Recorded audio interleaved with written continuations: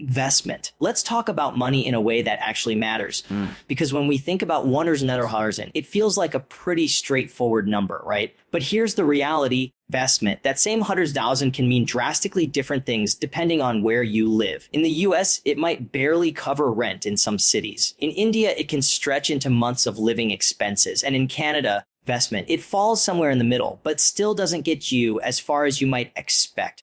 So the question isn't just how much is 100,000 worth? It's actually, what does first thousand get you in real life when you factor in cost of living, inflation, investment, and what people spend on daily essentials? Because 1,000 isn't just about the number on the bill. It's about purchasing power. It's about how far your hard-earned money actually stretches. Think about it. Groceries, rent, transportation, dining out, or even investing that money. The value of each of these choices shifts drastically depending on whether you're in Los Angeles, Mumbai, or Toronto. Investment. And if you're someone who's planning travel, relocation, or even investing internationally, understanding this difference is not just interesting, it's essential. What I want to do is break down the numbers, compare lifestyles, and show you exactly how far thousands of dollars can take you in the US, India, and Canada. By the end, you'll not only understand the numbers, but you'll see the mindset shift that happens when you start viewing money in terms of what it actually buys you instead of just the digits in your bank account. So let's dive in.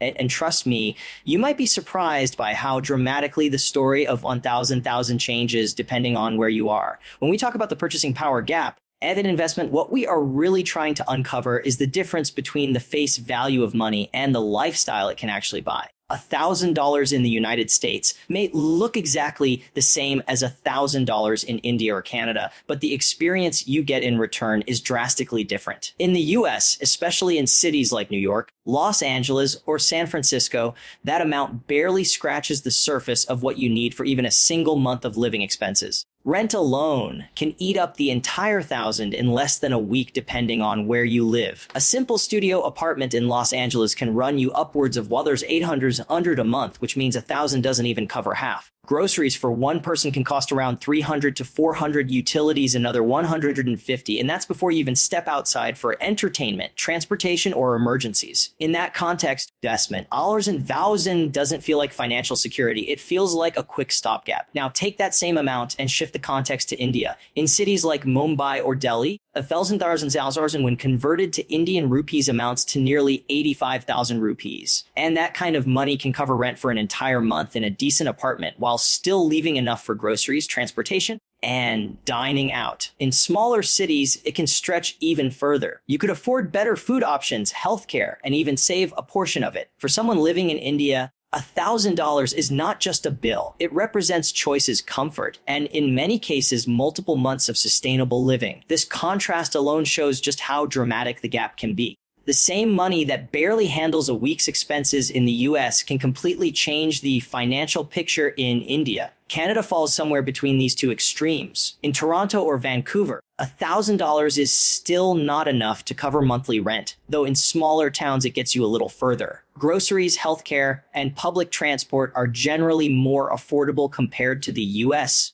But the cost of living is still much higher than India. That same father's $1,000 might buy you a few weeks of living if you are budgeting tightly, but it is not enough to offer comfort or luxury. It functions more like a cushion rather than a full safety net. The Canadian system does give you some relief in healthcare, so you're not spending as much out of pocket there. But the money still disappears quickly once rent and food are factored in. This purchasing power gap matters because it changes the way people think about money. In a high-cost country, all our dollars and dollars feels fragile, almost like sand slipping through your fingers, while in a lower-cost country, it feels like a solid foundation. This is why so many digital nomads, freelancers, investment, and even retirees look at relocating or spending time abroad where their money can stretch further.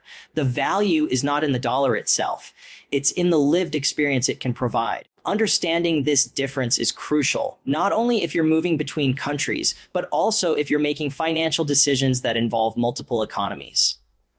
$1,000 has no universal meaning. an investment and only has context, and that context defines whether it feels insignificant, sufficient, or abundant. When you really break down how people spend money, the three categories that dominate almost every budget are housing, best food, and transportation. These are the essentials, the non-negotiables, and the categories that reveal the true differences between living in the United States, India, and Canada. $1,000 divided among these expenses will look completely different depending on the country. And this is where the contrast becomes clear. In the United States, housing is by far the largest burden. Rent in major cities can range anywhere from $3,500 to $3,000 in a month for a modest apartment, meaning that $3,000 barely puts a dent in the total cost. Even in smaller cities or suburban areas, a basic one-bedroom apartment often exceeds $1,000 per month, which means that unless you're sharing with roommates, the money won't cover rent alone. Food adds another layer. Groceries for one person average between $300 and $400, while eating out even a few times a week quickly pushes the budget higher. Transportation, depending on where you live, can mean owning a car, paying for insurance,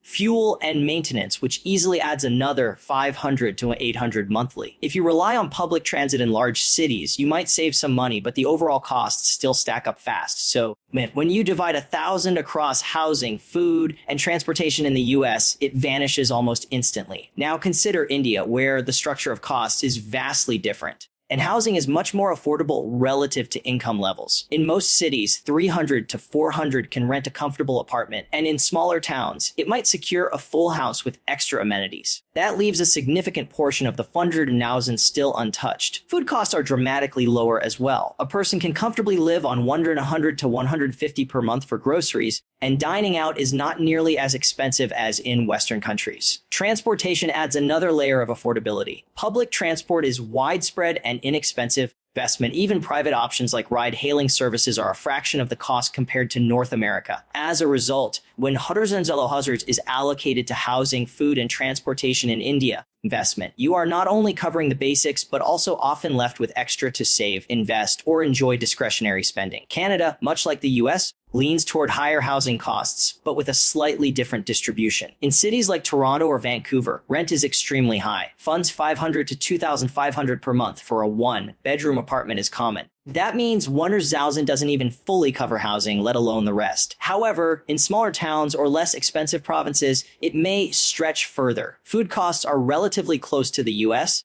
with groceries for one person averaging around $300 to $400 monthly. Eating out is also expensive, and tips add to the total. Transportation in Canada can be less costly than in the US. Investment. If you rely on public systems in major cities, which are generally more efficient, but owning a car brings similar expenses to the American lifestyle. The healthcare system in Canada reduces one potential financial burden, but when it comes to the big three, housing, food, investment, and transportation, $1,000 disappears almost as quickly as it does in the United States. This breakdown highlights a critical truth. The numbers on your paycheck or in your savings account mean little without context. What matters most is not just the money itself, but how far it stretches against the unavoidable essentials of life. In India, a $100,000 feels powerful because it covers those categories comfortably. In Canada and the US, the same amount struggles under the weight of high housing and food costs. Investment, reminding us that location changes everything when it comes to money. Lifestyle choices are where the true differences between the United States, India, and Canada really begin to show when it comes to what $100,000 can actually provide. Because beyond the basics of housing, food, and transportation, investment, money isn't just about survival. It's also about the kind of life you can build. It's about whether you can afford entertainment, personal development, travel, healthcare, or even a small luxury that makes your routine feel special. $1,000 looks completely different in this context depending on where you live. And this is where the gap between abundance and limitation becomes visible. In the United States, $1,000 rarely feels like an opportunity to expand your lifestyle. Often feels like money that disappears into obligations. If you decide to put it toward leisure, that same $1,000 might cover a weekend trip for two, a few nice dinners out, or maybe a new gadget you've been wanting. But the reality is that it doesn't go very far. A concert ticket can easily be over 100, a single night at a mid-range hotel can cost 200 or more. And domestic flights across the country can quickly eat up several $100s. Even hobbies like fitness or sports memberships are expensive. Gym memberships can cost 50 to 100 per month. And adding equipment or classes can push costs higher. In this setting, 1,000 doesn't really transform your lifestyle. It simply allows for a brief break or a short-lived indulgence. Shift to India, investment. And the story changes dramatically. That same amount suddenly opens doors to experiences that feel much larger. $1,000 in Indian rupees can cover multiple months of dining out at good restaurants. Investment. Regular trips to the cinema, weekend getaways, and even domestic flights. Luxury feels far more accessible, and lifestyle choices are not as financially restrictive. A full gym membership in India might cost as little as $15 to $30 per month, and personal trainers or classes are also much more affordable. Entertainment like movies, concerts, or cultural events cost a fraction of what they do in the US or Canada, and travel, both short trips and extended stays, is significantly cheaper. In this environment, $100 doesn't just meet your needs.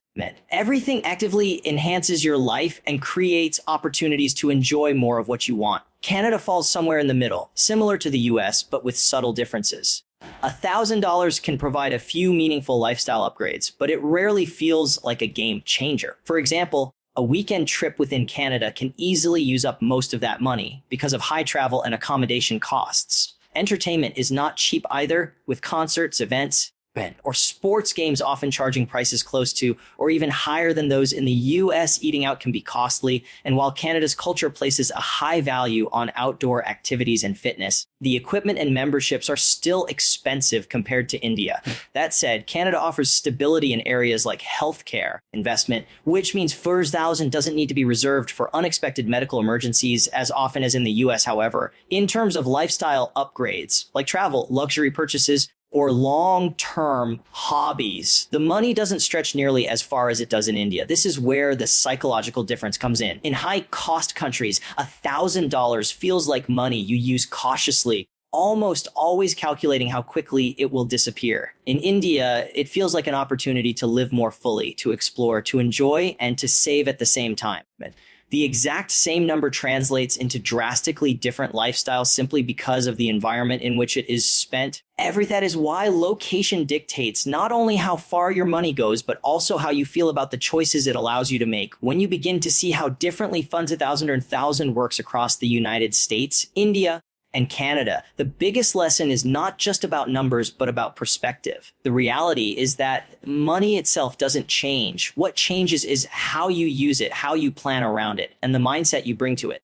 This is why a smart money perspective becomes the most important takeaway. Instead of asking only, how much do I have? The better question is, what can I do with what I have? And how can I make it work harder for me? That shift in thinking is what separates people who constantly feel limited from those who manage to build stability and growth even with modest resources. In the US, investment, where thousand feels like a drop in the bucket, the smart approach is learning to stretch it through intentional choices. That could mean focusing on cutting unnecessary expenses, living in less expensive areas, or redirecting money into investments that build long-term value rather than short-term consumption. Even though costs are high, the US also provides access to some of the best financial systems in the world.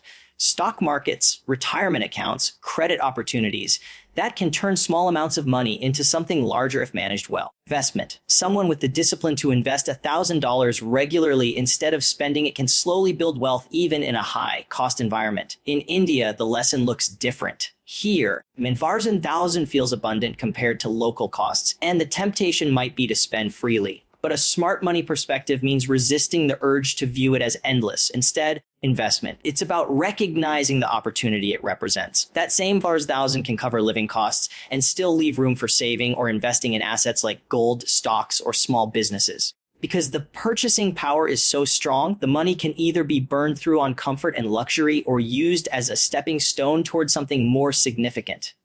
For someone in India, investment. The smartest approach is balancing enjoyment of the lower costs with discipline to create long-term security. Canada offers its own lessons. $1,000 is not insignificant, but it is not transformative either. What makes Canada unique is the safety net of public health care and certain social systems, which means people may not need to reserve every dollar for emergencies the way Americans often do. Investment. A smart perspective here would be to focus on managing housing and lifestyle choices, since those are the biggest drains. By choosing smaller cities over expensive hubs like Toronto or Vancouver, and by directing extra money into savings accounts, investments, or even side hustles, Canadians can make wonders and work harder than it seems at first glance. The key lies in not letting the money slip away unnoticed, but instead assigning it a clear purpose. What ties all three countries together is the idea that money is relative. $1,000 is not wealth on its own, but how you use it determines whether it simply disappears or builds momentum for the future. Thinking beyond survival and toward growth is what defines a smart money perspective. Investment, whether that means investing regularly in the US, saving diligently in India, or balancing lifestyle costs in Canada,